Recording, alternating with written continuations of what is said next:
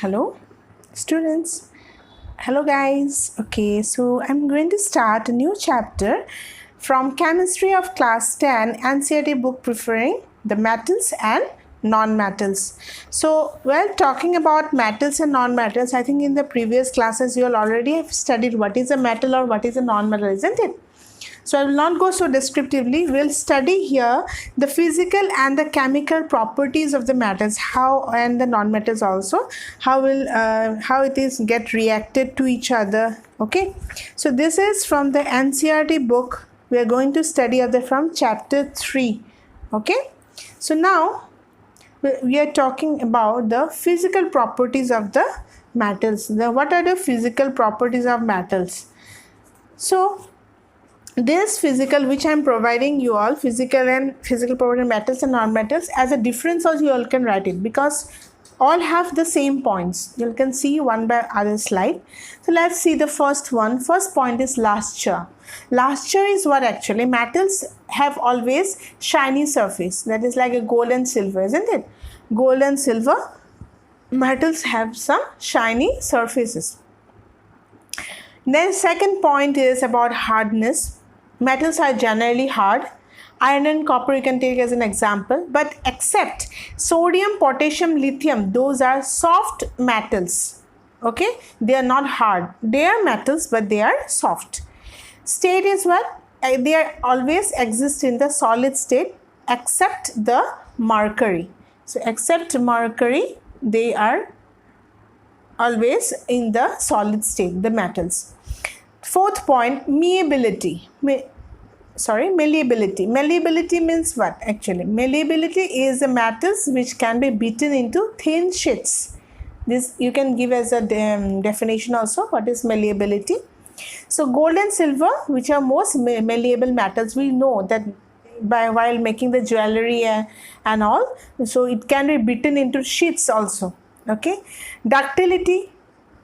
Metals which can be drawn into thin wires.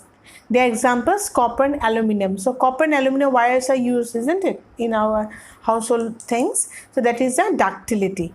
Conductor of heat and electricity. Metals which are very good conductor of the heat and electricity, and their examples is silver and copper. But again exception is there. If chemistry and science is there, means there will be exception. So the exception is what? Lead and mercury, which are a very poor conductor of the heat.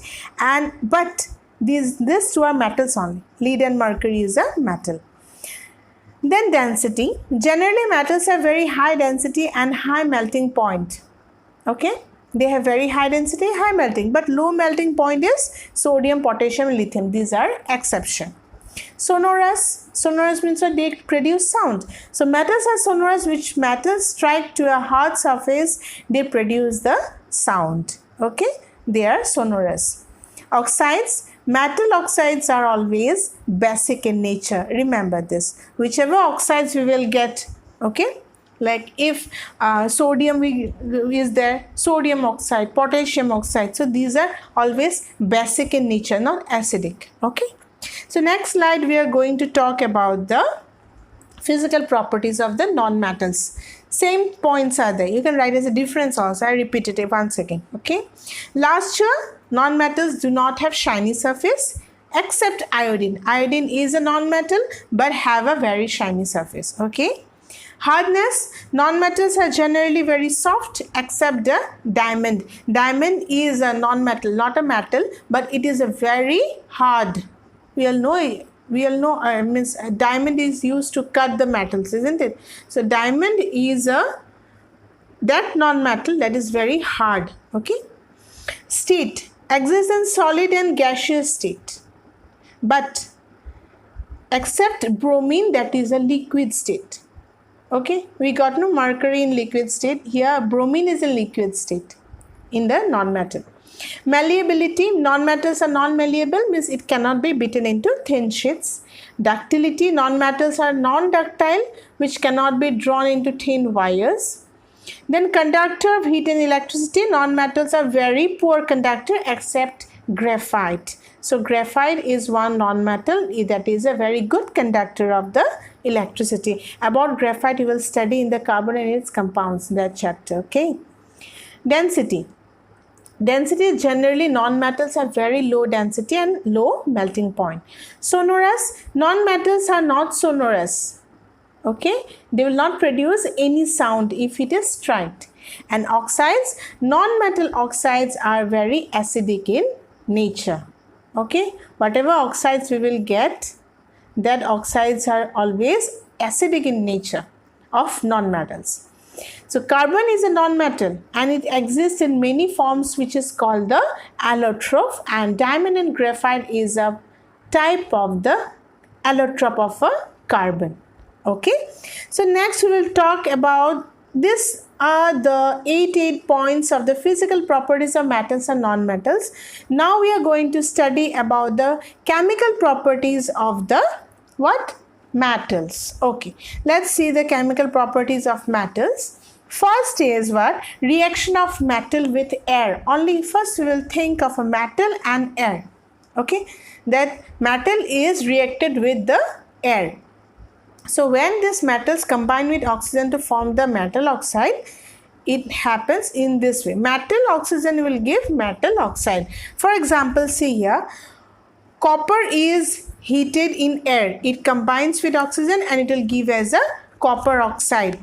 Okay, it is balanced already. This equation which I have shown here, that is balance. Twice Cu plus O2 will give twice Cu2. And same thing, aluminum is also a metal. It will form aluminum oxide, Al2O3. So please students, whatever name we get here, whatever name like copper, Cu, copper oxide, CuO. So please try to remember, okay, these are the chemical formulas of the oxides or the metals. Okay, so this is the reaction of the metal with the air.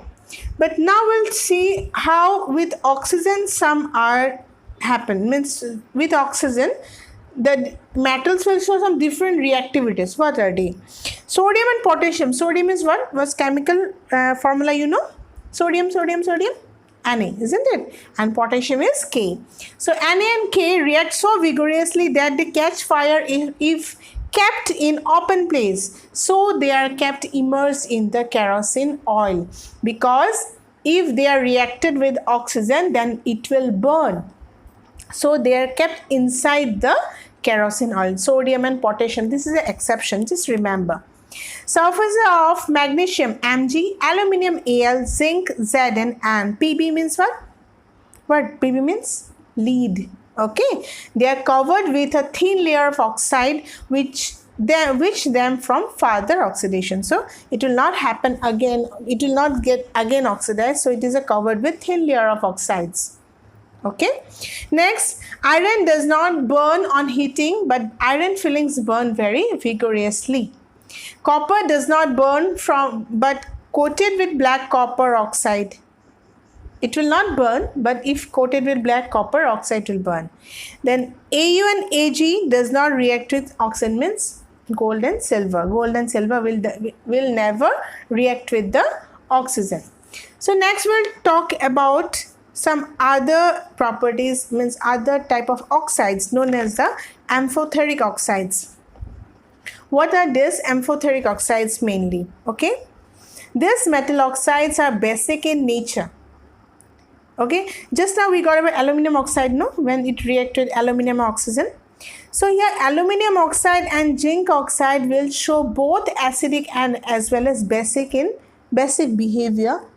And for that reason, these metal oxides, when they behave as both acid and basic in behavior, they are known as the amphoteric oxides, and these metal oxides will react with both acid and base to produce salt and water. Okay, so how it happens, let's see. Aluminum oxide Al2O3 plus 6 molecule of HCl, means hydrochloric acid, which will give AlCl3. What is AlCl3? This is a salt name. This is aluminum chloride or aluminum trichloride. AlCl3 means aluminum chloride or aluminum trichloride with 3 molecules of water, 3H2O, and here HCl is acid.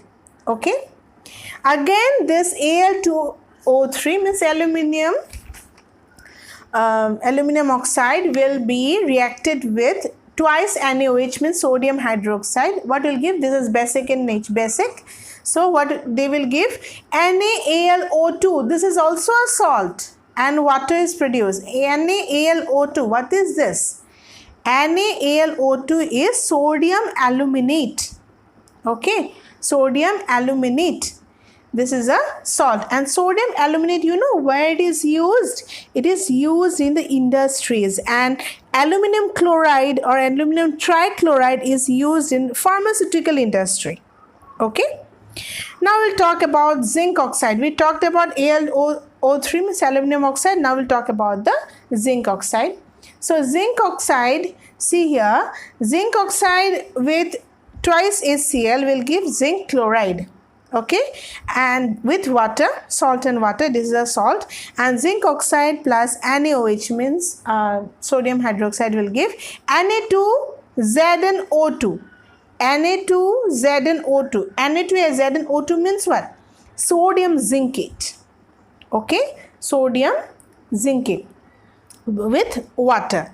And sodium zincate is a very good conductor of electricity in aqueous solution. Remember this. Okay, and zinc chloride, ZnCl2, this is used as a drying agent or as a flux.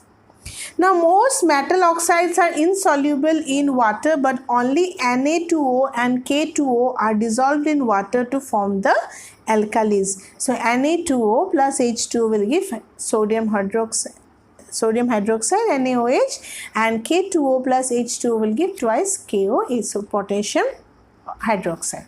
Okay, so I will stop this chapter here. On the part 2 of this chapter, we'll study about reaction of metal with water, then reaction of metal with acids, and reaction of metal with other metal salt also. Okay, so till then, thank you. Bye bye.